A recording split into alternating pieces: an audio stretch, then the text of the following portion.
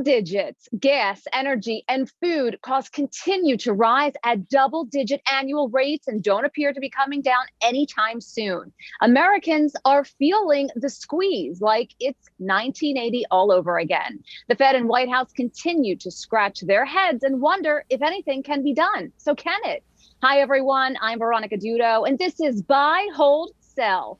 To answer that question, let's bring in the traders, Tobin Smith, Todd Schoenberger, Mitch Roschelle, and Aquiles Larrea. All right, Toby, you've been beating the inflation drum for weeks now. Is there any hope in sight? Well, hope is sort of a strange thing right now, just because of this. Inflation, these higher prices, the ones that count are embedded in your cost of living. Oil does not go down because Joe Biden makes a speech. Oil goes down when there's less demand than there is supply. And yet we're completely inverted. There's 1.5 times more demand than there is supply. So oil prices are not going down. Gasoline prices are not going down because oil is not gasoline. Oil has to be turned into gasoline. Yeah. And at the refineries that we have, not only in North America, but around the world, we're down about 24 refineries. So again, there's more demand than there is supply for refined petroleum. They're not going up. And then finally, in housing and in shelter, whether you're renting or you're owning, your price is not going down. And if your rent is rolling over this year, your rent's going to be up on average 18%.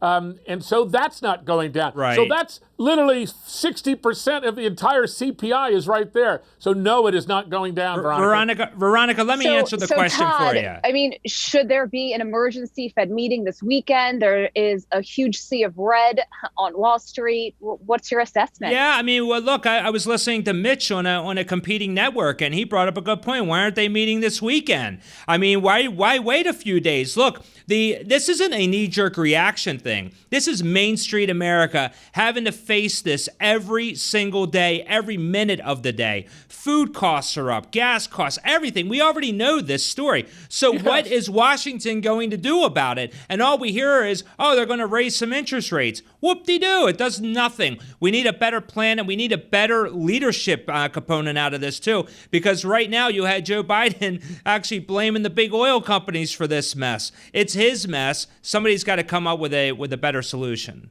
So, Mitch, where's the primetime hearing on inflation and the economy? Yeah. Oh, yeah. You're certainly not going to get that. They may drum up the Watergate hearings again if they have to try to boost the ratings from what they tried to do last night. Here's the absolute harsh reality. There's only so much the Fed can do with the tools that they have in their toolbox, which is raising interest rates. The problem is a supply chain problem, which needs fiscal solutions, which need cooperation between the public and private sector. And when you threaten the private sector with putting oil executives in jail, when you threaten the private sector with raising taxes because they're not paying their fair share, okay, that's what happens. You need to get them to cooperate. And I think that 535 members of Congress should work this weekend. I think every Fed governor, voting, non-voting, should work this weekend and try to come up with a solution and not blame Putin. So Aquiles, welcome. And, on that note, we're hearing from the president, his first interview in a long time on Jimmy Kimmel. He's saying that the economy is growing at the greatest pace looking at the whole world. And of course, we know that there was a contraction for the first quarter of 1.4%. Now we're also hearing Janet Yellen coming out. She's saying she doesn't think there's going to be a recession. Is there a disconnect between what we're hearing from the administration versus what Main Street and Wall Street are actually seeing in real life? Well, Veronica, you got to take a step back at this point. What you have to do is you have to say to yourself, yeah, we saw 8.6% inflation. We're seeing the highest level since 1981. I don't think a 75 basis point move by the Fed is really going to be the answer to the prayers of everyone out here.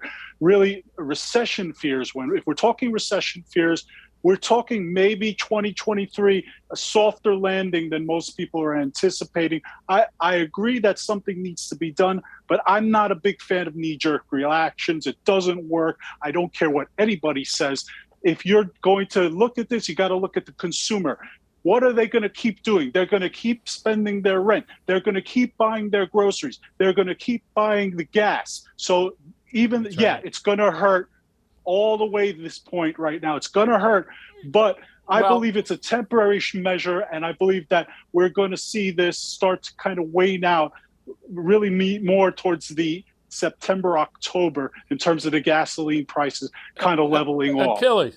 Achilles, supply and demand. I think what you're missing here is that these are structural issues. Oil is not priced in the United States. It's priced globally. Natural gas now is not priced in the United States. It's priced off of Europe. All of those are embedded. They can't go away, number one. Number two, what plan does the government have that ever worked to bring down inflation? There's never been. There's never been, because they don't control any of the variables. What I think people are missing is that all of these costs are embedded. They can't go down because of supply-demand imbalances. And the Fed can't print gas. It can't print natural gas. It can't print, wheat.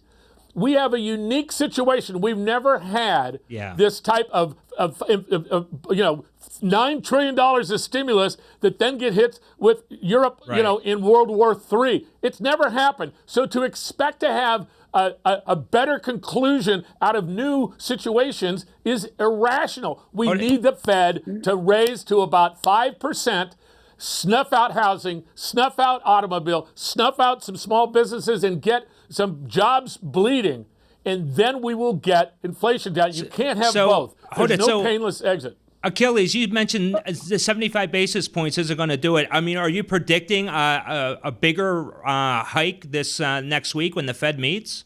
No, absolutely not. As a matter of fact, I'm looking at still a 0.5% move. I'm just saying that 75% really isn't going to make too much of a difference, and we just have to stay on top of our situation like we're doing with our clients, making sure that we're not being pulled in many different directions as what can happen in these type scenarios. Okay. So it's really interesting because I did a lot of research just looking back in 1979, heading into 1980, and exactly what that meant in terms of inflation and what we were dealing with. For a lot of millennials, including myself, trying to now understand this world we live in and what's exactly happening. Does anybody want to take a stab to break it down? I mean, should we be looking to the past for the present and the future? Go ahead, Toby. Since I was the only one on Wall Street who actually was on Wall Street in 1979 and 80, here at least.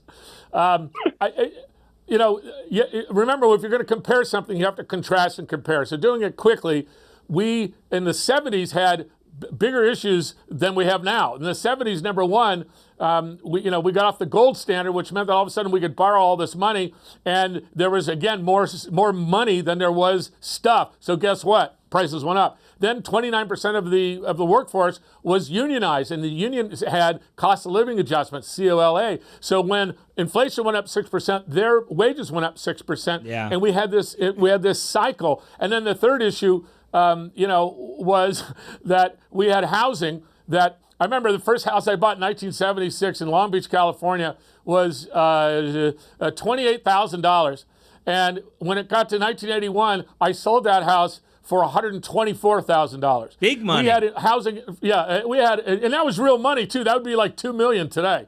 So we had different situations. What we haven't had, and what we have to have, is the resolve of like the Paul Volcker move, because Achilles, I don't know money you manage. We manage a lot of money.